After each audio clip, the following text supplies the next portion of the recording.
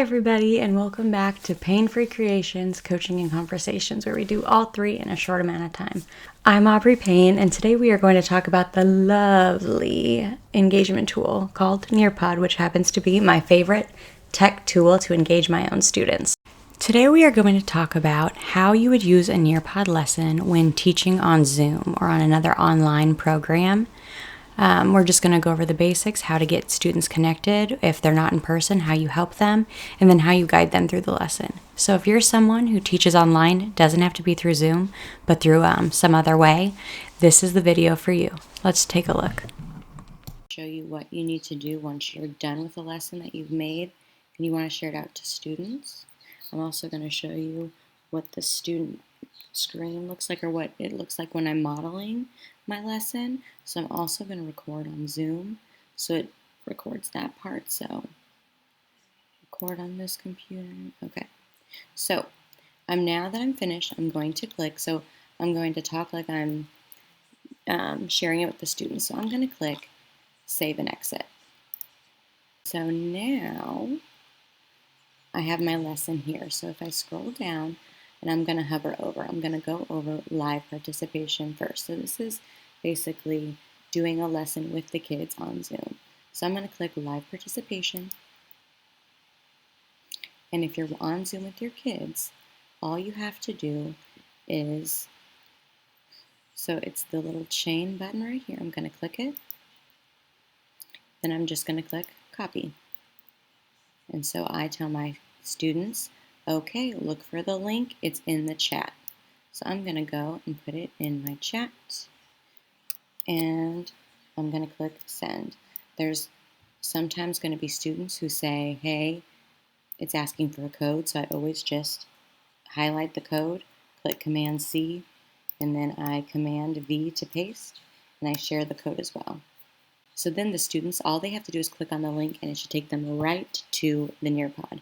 So then, since I don't want the kids to see the other students' work unless I share it out, I'm going to click New Share, and I'm going to click Share my iPhone or iPad via AirPlay. I'm going to click the blue button that says Share. I'm going to, on my iPad, click Screen Mirroring, and it's going to say Zoom, and I'm going to click it. So now my iPad is attached.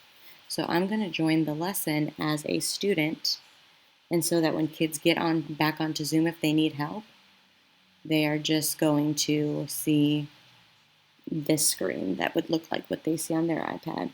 So I'm going to type in the code A36GH. I'm going to click join. All right, so this is what, for my Zoom recording, it's showing my iPad. And then for my quick, but now I'm going through, and so I'm going to click X. Once everybody's logged in, I have here. So here's my name. I'm the student. I logged in. When you want to see how many students have logged in, you can go down to the bottom where it's green with the little people on it and click it, and it will tell you who's on. So, okay, let's say all my students are on. So I'm going to click my arrow to guide the lesson. And so as students are on their Nearpod, they can hear you talking. You just can't see their face on Zoom, but they're there. And so then you're going to click the arrow, and it's going to show the students this slide. I can visualize the story with the anchor chart. If you need to say anything, you can talk about it a little bit when you're ready to move on. And the slides change on Nearpod on the kid's iPad. So it's pretty cool. So then you're going to click next. And then, so there's a recording. So I want them to just listen to it on their own. So I'm going to click all devices. So now the students can go and they can listen to the recording of the sight word poem. Setting the table. Here is the plate. Here is the fork. Here is the spoon. Here is the knife. Here is the napkin. Here is dinner. Okay, and so they can move on. There's also a book button with the speaker button that they can also click. And it can read to them. It's an immersive reader that they can click. Now I'm ready to move on. We read that together. And so now they can see, so now this is where I would talk using the things in my manual. So I would talk about how we've used this strategy. We've used it earlier in the lesson to sort these words. You can type whatever you want here. It's kind of just for you to guide the lesson, read it, and guide you through it. So then once I'm done, arrow. So then we have, again, another one, another example. So then I added the anchored chart on the side. So I had two different things. We'll talk about it, and then when we're done, I'll click the arrow. So now I want to ask a question, and this is open-ended, I believe. So I'm gonna, when I'm ready for the kids to start, I'm gonna click Start Activity. And then students, they'll click on the blank and they'll type their answer. So teacher screen, it shows me who has submitted their answer, typing, and if they recorded it, you can also listen by clicking play. And record themselves.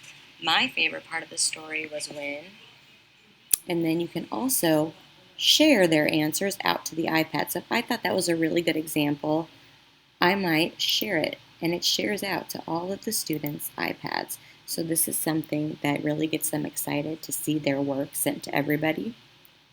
And so, especially because they can't see the teacher's screen and everybody else's answer. So this was timed, so it also is telling them that they have 2 minutes and 40 seconds left.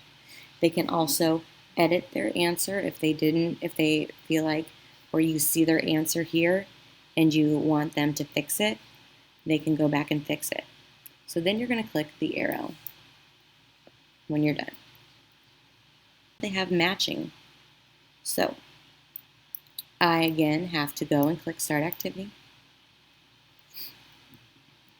Once I click Start Activity, they get the matching. So it says match the equation to the correct answer.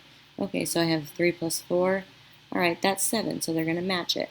And there's also a timer telling them how much time they have left. So, okay, and I do this on my iPad, and I share my screen on Zoom to model it for kids who need help. And then I keep my Nearpod website up on the internet, and I guide through the lesson so the kids can't see. So then I'm doing, okay, 5 plus 7 is 12, good. And if they get it wrong, so let's say I don't know this one, it just goes red, and it gives them another chance. It tells you how many tries it took you, and it also tells the teacher that you got 4 out of 5 matches, you had 5 tries. Then once you see all your students are done, you're going to click Next. If you see somebody struggling, you might tell them to come back on Zoom and watch how you work out solving how to match these together, and then tell them to go back to Nearpod and try again. So again, this is an audio clip, so I'm going to let all of them listen to it on their own. So in case they weren't with me at the time or they needed to re-listen to the instructions, who is the main character? So they can click right here. Who is the main character of the story? The paper boy or the dog? So then they can choose A or B, and they can click Submit. So then once I see that the answers are in, I can see, oh, okay. So they got A and it's green, so it's right. Once everybody's done, you can click Share right here, and it'll tell each student how they did on the quiz independently. They only see their score. So if I click Share, it tells me how I did. Once we're done with the quiz, I'm going to click the arrow again. Now it says, draw a picture of what you visualized in your mind. So now I'm going to see when my students submit, I'm going to see their screen right here. So I'm waiting for it to load. Okay, so I see that Miss Payne, she didn't finish. So I'm going to tell Miss Payne that she needs to go back and fix this answer. So on the iPad, they can click Edit Answer, and they can edit it again. And let's say I need to finish, so I'm just, okay, so now submit. And now the student submits again. So I'm waiting to see all 4 rectangles or squares filled in. Okay, so I see that there's 4, so now she's good. Good job. So then once everybody's done, you can click the arrow again. So then this is the collaboration board that we made in the other videos. So I'm not going to need to approve any because you can just delete them if you see one that's not what you need. So find something in your house that's the shape of a cone. Take a picture and share it. Now all the students can see what you post. So if you're modeling and the kids aren't putting an answer out very fast, you might on your iPad then type an example. So let's say I added the cone because no other students added anything yet. So that is another thing. And if it's something that you don't think needed to be on the collaboration board or didn't fit the question, or was inappropriate, there's a little trash can button on the teacher page, and you can just click the trash button and it will delete. Okay, and then when you're done, you just click the arrow. So now we have our poll. How do you feel about visualizing and reading stories? So the students will pick, they'll submit, and then once you see everybody has chosen how they're feeling about the lesson, you can then share the results. It doesn't tell the students who chose what. So I'm going to click share, and all it shows is what the majority chose, how many needed help, and who was getting better but just need a little more practice. Once you're done with that, you can click the arrow.